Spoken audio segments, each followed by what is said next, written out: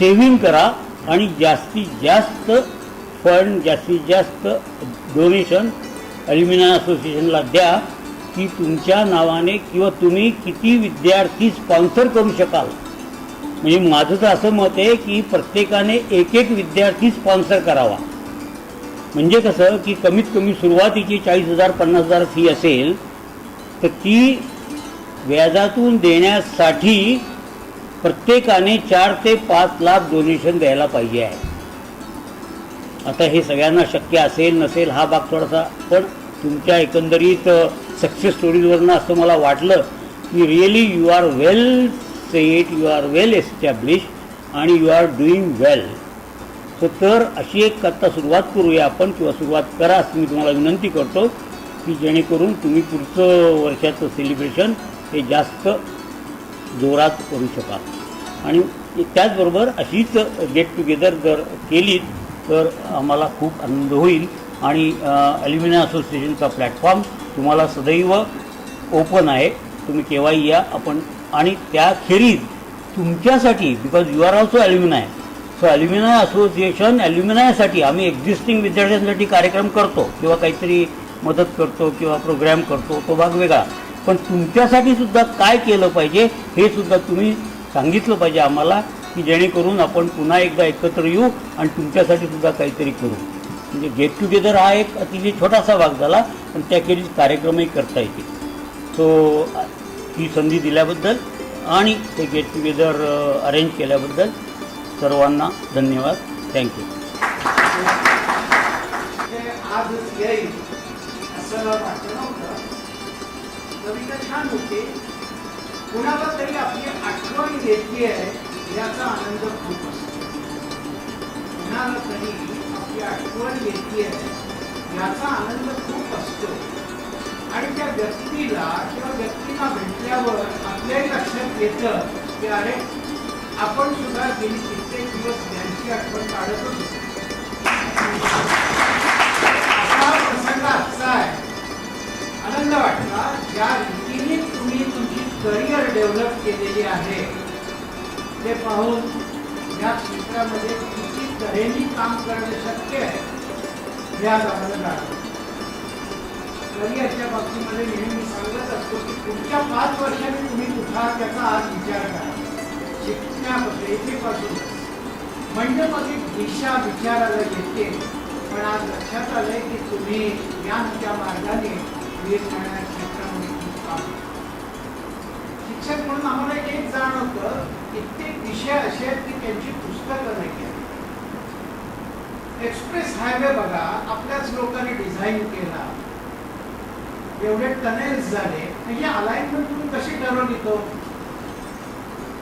याचा विचार करत ते बोगते घडणं आणि आज एवढ्या अपघात का होतात या सगळ्याचा विचार करणारं पुस्तक जोपर्यंत आमच्या विद्यार्थ्यांना येत नाही आणि ते एसीच्या लेवलला तोपर्यंत त्याचा काय उपयोग आहे. कोकण रेल्वे एवढी अवघड की अंतू बरवा म्हणायचा अरे ते शक्य नाही की कोकणापाशी रेल्वे येणं जाणं.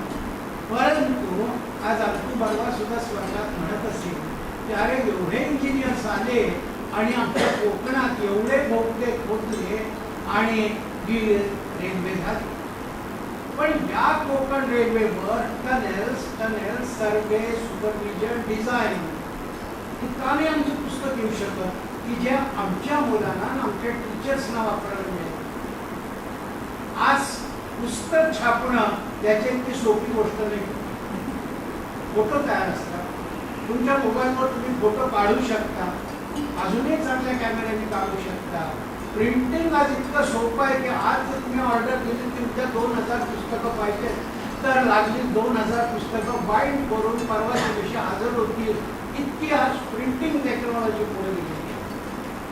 मला नेहमीच वाटतं की गव्हर्नमेंटने आमच्या इन्स्टिट्यूशन ऑफ इंजिनियर्सने कोकण रेल्वे तो बांद्रा लिंक पूल जो बांधलेला आहे तो पूल कसा उभा राहिला हो की ज्याला 7-8 वर्ष लागली आणि त्याच लेवलचे पूल जगात 3 ते 4 वर्ष झाली. का उशीर झाला हे कारण असू शकतं की म्हणजे अभ्यासकांना उशीर या कारणामुळे होतं हे तरी आम्हाला कळून देत. हा बांद्रा लिंकचा पूल ह्याच्यावर आणि पुस्तक तर इन्स्टिट्यूशन डिस्ट्रीब्युशन ऑफ इंजिनियर्स, ते तो विषय शिकवणारे कॉलेजातील काही प्राध्यापक, काही साईटवर काम केलेले लोक, अशांना जर एकत्र आणलं आणि ही पुस्तकं दिली तर ती आपल्याला नाही, इतर सगळ्या देशातल्या लोकांना सुद्धा उपयोग येते.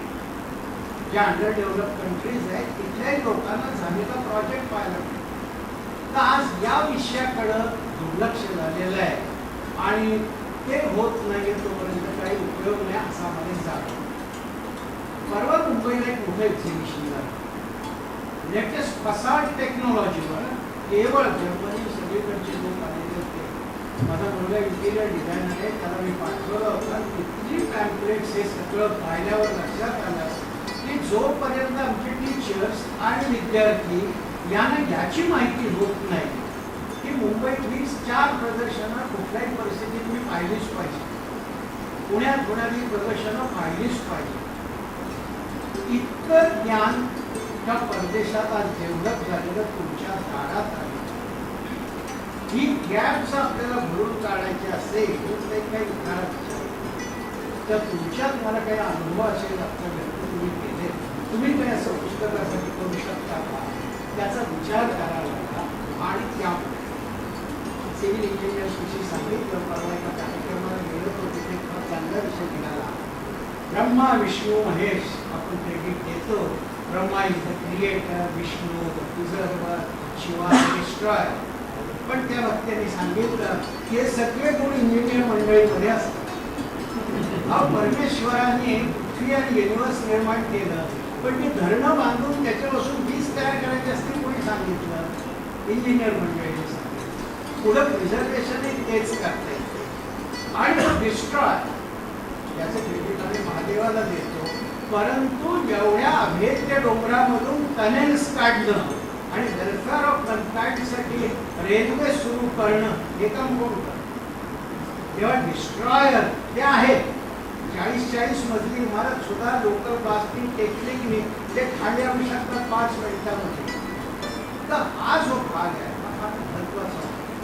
तर मला एक आनंद झाला की आपण सगळे मिळणाऱ्या चांगल्या क्षेत्रात काम करताय. एक आहे हे काम मात्र 70-80 पर्यंत चालू ठेवायचं. इंजिनियरला एज लिमिट नाही. काल एक रिपोर्ट प्रसिद्ध झालेला आहे, यामध्ये भारतातल्या 6 माणसातला 1 व्यक्ती झोपडपट्टीत राहते. यांना जोपर्यंत आम्ही ते घरं देऊ शकत नाही तोपर्यंत आम्ही भूतानच्या राजाने फार चांगलं सांगितलं की आम्ही ग्रॉस नॅशनल प्रॉडक्टला महत्व देत होतो. जोपर्यंत ते हात काम करणारे हात आहेत त्याच्या पोटाला मिळत नाही, त्याच्या मुलाच्या भवितव्याविषयी त्याला साशंकता आहे, अशी माणसं काम कसं करतील? म्हणून त्या राजानं ग्रॉस नॅशनल प्रॉडक्ट काय केली, ग्रॉस नॅशनल हॅपीनेस याला महत्व द्या असं सांगितलं. आणि मी आज जो प्रचार करतो तो असा की built environment for gross national happiness. आमची शहरं आणि घरं हे जोपर्यंत या लोकांना गॅरंटी देत नाही त्यांच्या फ्युचरची, तोपर्यंत प्रगतीची अपेक्षा आपण करतात. पाण्याविषयी आपण ऐकताय, एज्युकेशन ट्रान्सपोर्टचं आपण फार पाहतोच असतो. परंतु या सगळ्यातून मार्ग काढायचा असेल तर थोडंसं विषयावर या सगळ्या प्रवासामध्ये मला एक कवितेने जाग दिली. भीमसेन पेठे नावाचे कवी आहेत. आज ज्या पावसाची आपण वाट पाहतो किंवा पाणी नाही म्हणून ओरडतो, त्या संबंधी त्यांनी लिहिलेलं आहे की या झोपडपट्टीतल्या माणसांना पाऊस नको असतो, उन्हाळा नको असतो, थंडी नको असतो, सारेच ऋतू आमचा स्वहा करायला टपले असं ते. ये पावसा तू जरा जवळ ये, तुझ्या कानात सांगतो आम्ही बसक्या घरातली बसकी माणसं तुझ्या येण्यानं साफ विस्कळीत झालो. तू आलास तुटलेल्या पत्रातून, तुटलेल्या कवलातून, गळणाऱ्या छपरातून. 6तला 1 माणूस असा राहत असेल की जो पाणी तुम्हाला पाहिजे तो म्हणतो नका घेऊ. विचार करा आपल्याला किती मजल करायची. तेव्हा अशी शक्ती तुम्हाला मिळव की तुम्ही या सर्वावर मात करू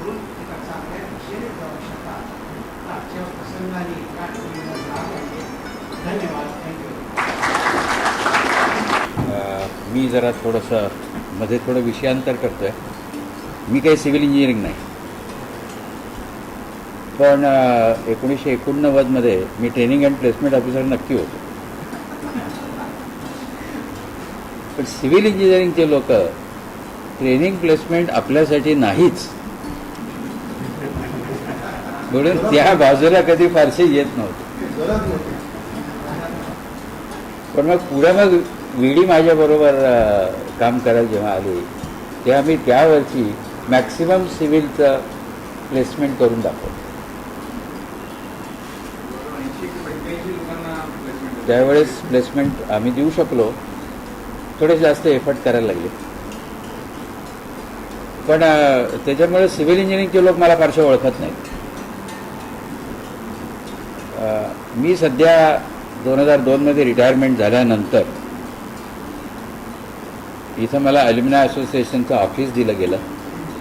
त्यामुळे तिथं बसायच्या ऐवजी मी इकडे बसायला लागलो. कॉलेज सुटलं नाही. मी 67चा मेकॅनिकल ग्रॅज्युएट आहे आणि ह्या अल्युमिनाय असोसिएशनच्या मुवमेंटच्या निमित्तानं मी खूप गोष्टी केल्या, खूप मुलं बघितली, खूप लोक माझ्याकडे येतात आणि निरनिराळ्या विषयातली येतात. तर याच्यामध्ये असं लक्षात आलं की आपण अल्युमिनायसाठी बऱ्याचशा गोष्टी करू शकतो, विद्यार्थ्यांसाठी करू शकतो आणि इन जनरल COEP-साठीही करू शकतो. तर आता त्याला थोडंसं रूप आलेलं आहे. एकंदर 11,000 मेंबर्स आहेत आपल्याला, की जे आम्ही सुरुवातीला 1993 साली खिशातून 500 रुपये काढले आणि असोसिएशन सुरुवात केली. ते आता आपला कार्पस साधारण 2.5 कोटीच्या वर आहे. हे सगळे डोनेशन्स आपण आपल्या विद्यार्थ्यांच्याकडनंच गोळा केलेली आहे आणि ज्या कारणासाठी डोनेशन मिळते त्या कारणासाठीच आपण खर्च करतो. आज 4:30 वाजता आपला कार्यक्रम अल्युमिनाय असोसिएशनचं गेट टुगेदर आहे. तर तुमच्यातले कदाचित काही लोक मेंबर्स असतील नसतील, पण तुम्ही जरूर कार्यक्रमाला या आणि तुमचेच मित्र भेटतात, निरनिराळ्या ब्रँचमधली भेटतील, इंटरॅक्शन होऊ शकते आणि 4 तासाचा कार्यक्रम आहे. त्याच्यात शेवटी आपण फिरोदिया शो यावेळेस पहिलं पारितोषिक मिळालेलं आहे आपल्याला आणि 16 पारितोषिक आपल्याला त्या कॉम्पिटिशनमध्ये एकंदर मिळालेली आहे. तर तोही आपण दाखवणार आहोत. त्यानिमित्तानं आपला काळ आपण आठवतो. दुसरी गोष्ट, इथे SAE बाहा या मेकॅनिकलची जी कॉम्पिटिशन आहे, 1500 colleges all over India participate त्यांनी केलेलं होतं. IITs पण होत्या, पण त्या सगळ्यांच्यामध्ये आपल्या मुलांनी जनरल चॅम्पियनशिपमध्ये आणि फास्टेस्ट व्हेकल म्हणून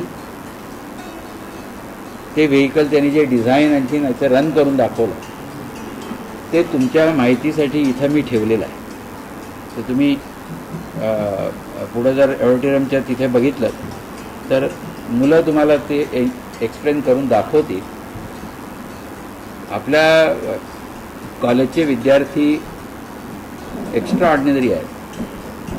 कॉलेजची स्ट्रेंथ म्हणजे आपली मुलं, असंच मी आत्तापर्यंत समजत आलो आहे.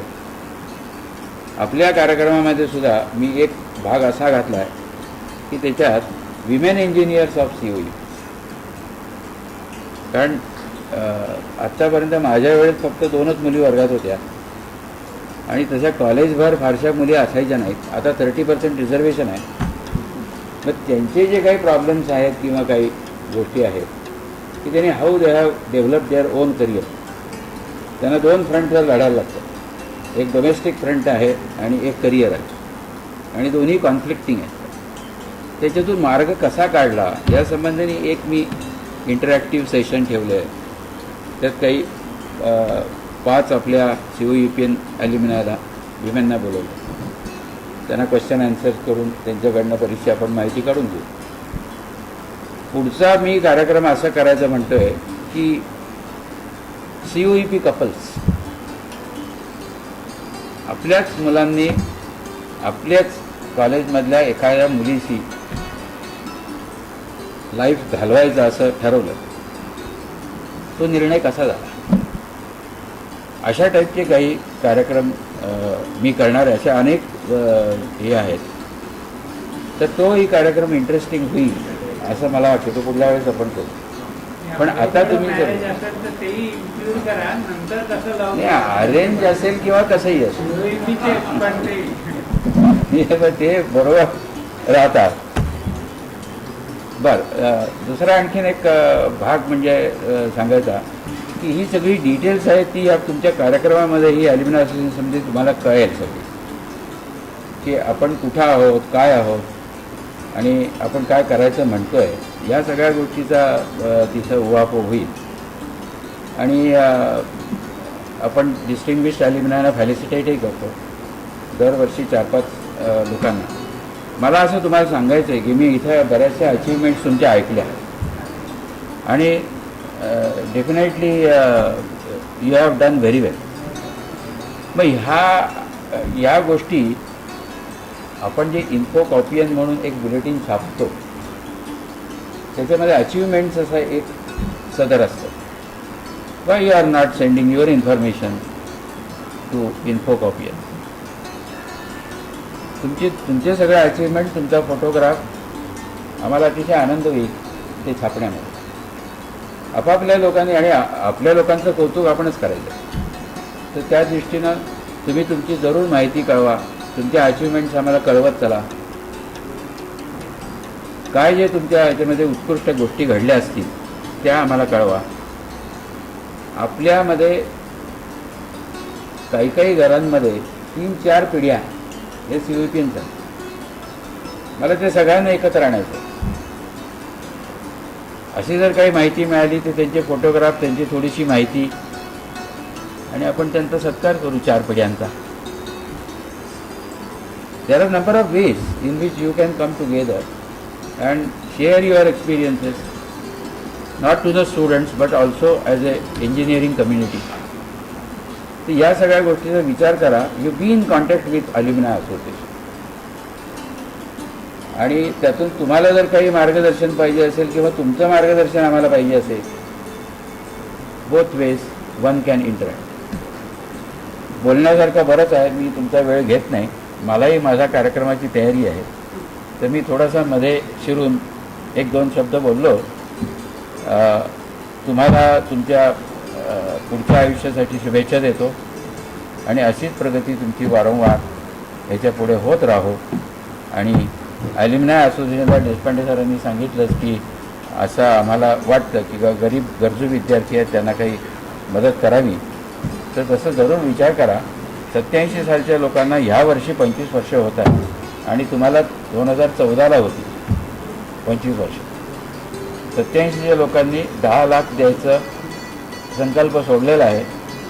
ऑलरेडी त्यांनी तो जवळजवळ पुरा करत आणलेला आहे. अगदी 1952 सालच्या लोकांनी मला 9 लाख रुपये आत्ता मिळवून दिले फॉर दिस पर्पज.